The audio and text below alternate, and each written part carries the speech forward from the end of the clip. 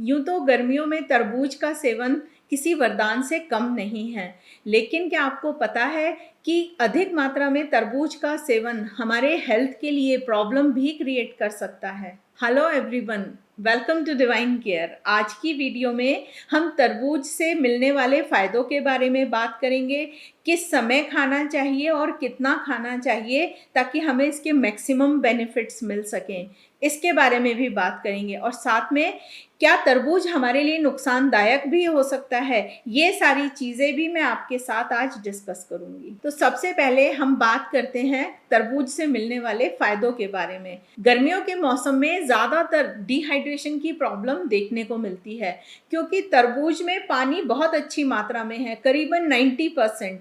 तो ये डिहाइड्रेशन की प्रॉब्लम को दूर करके रिहाइड्रेट करता है हमें और हमारे पेट को ठंडा रखता है। डिहाइड्रेशन के साथ साथ ये हमारी डाइजेस्टिव हेल्थ के लिए भी बहुत अच्छा है, क्योंकि इसमें पानी की मात्रा अच्छी है, तो ये हमारे डाइजेशन को बेटर करता है। फाइबर भी अच्छी मात्रा में है, तो ये गैस, ब्लोटिंग और कॉन्स्टिपेशन की प्रॉब्लम को भी दूर करता है। ये हमारी हार्ट हेल्थ के लिए भी बहुत अच्छा है। इसको हम चंक्स में खाएं या फिर इसका जूस पिएं तो ये बैड कोलेस्ट्रॉल को कम करने में हेल्पफुल है। कोरोनरी आर्टरीज जो आर्टरीज ब्लड हार्ट को ले जाती हैं, उनमें अगर कोई प्लाक जम गया है, ब्लॉकेज आ गई है, तो उनको भी कम करने में हेल्पफुल है। मेनोपॉज के बाद फीमेल्स में जो उनकी आर्टरीज हैं वो स्टिफ होनी स्टार्ट हो जाती हैं, तो ये उस स्टिफनेस को भी कम करता है। तरबूज वेट लॉस में भी बहुत हेल्पफुल रहेगा, क्योंकि इसमें कैलोरीज बहुत कम मात्रा में होती हैं। 100 ग्राम में करीबन 80 कैलोरी होती हैं, तो आप अगर इसका ज़्यादा अमाउंट भी खा रहे हैं तो आपको बहुत कम कैलोरीज मिलेंगी और ये वेट लॉस में आपके लिए हेल्पफुल होंगी। स्टडीज़ में पाया गया है कि तरबूज में जो एक रेडनेस होती है वो लाइकोपीन नाम का एक कंपाउंड होता है इसमें, उसकी वजह से होती है।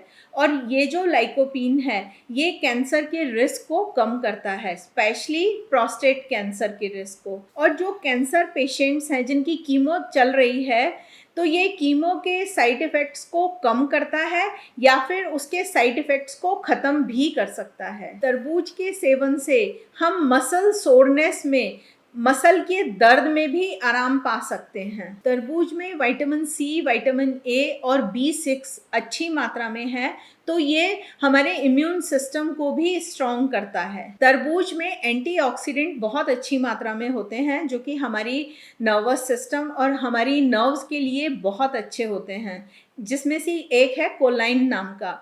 ये क्या करता है कि हमारी नर्व इम्पल्स को बेटर करता है, जिसकी वजह से एल्जाइमर और डिमेंशिया जैसी प्रॉब्लम्स का रिस्क कम हो जाता है, ऐसा स्टडीज़ में पाया गया है।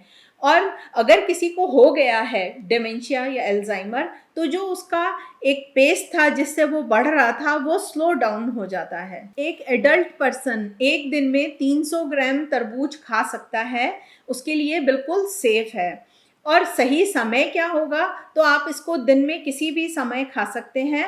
बेस्ट टाइम है कि आप इसको दोपहर के समय खाएं। रात को हमें तरबूज का सेवन नहीं करना चाहिए। तो ये तो सारी बातें हमने की तरबूज खाने से फ़ायदे क्या हैं, लेकिन अगर हम इसको ज़रूरत से ज़्यादा खा रहे हैं और किसी भी समय खा रहे हैं, तो बहुत सारी हेल्थ रिलेटेड प्रॉब्लम्स हमें आनी स्टार्ट हो जाएंगी। तो सबसे पहली तो हुई कि हमें डाइजेशन से रिलेटेड ही प्रॉब्लम आएगी, क्योंकि इसमें सॉर्बिटॉल नाम का एक कंपाउंड होता है जो कि लूज मोशन, गैस्ट्रिक प्रॉब्लम, अफारे जैसी प्रॉब्लम्स को क्रिएट कर सकता है। जो लोग रेगुलर शराब पीते हैं और ज़्यादा मात्रा में पीते हैं, उन लोगों को भी तरबूज का सेवन ज़्यादा मात्रा में नहीं करना चाहिए, क्योंकि जो इसमें लाइकोपीन नाम का एक कंपाउंड है वो शराब के साथ रिएक्शन करके लिवर में स्वेलिंग का कारण बन सकता है। तरबूज का ग्लाइसेमिक इंडेक्स 72 है, तो जो डायबिटीज़ के पेशेंट्स हैं वो इसको अपनी डाइट में शामिल करने से पहले अपने डॉक्टर से एक बार ज़रूर कंसल्ट कर लें। तरबूज का अधिक मात्रा में सेवन करने से शरीर में पानी की मात्रा बढ़ सकती है, ओवर हाइड्रेशन की प्रॉब्लम हो सकती है। अगर ये एक्सेसिव पानी शरीर से बाहर नहीं निकला तो पैरों में स्वेलिंग, थकावट और वीक किडनी की प्रॉब्लम भी देखने को मिल सकती हैं। तो गर्मियों में तरबूज का सेवन ज़रूर कीजिए, लेकिन ज़रा संभल कर।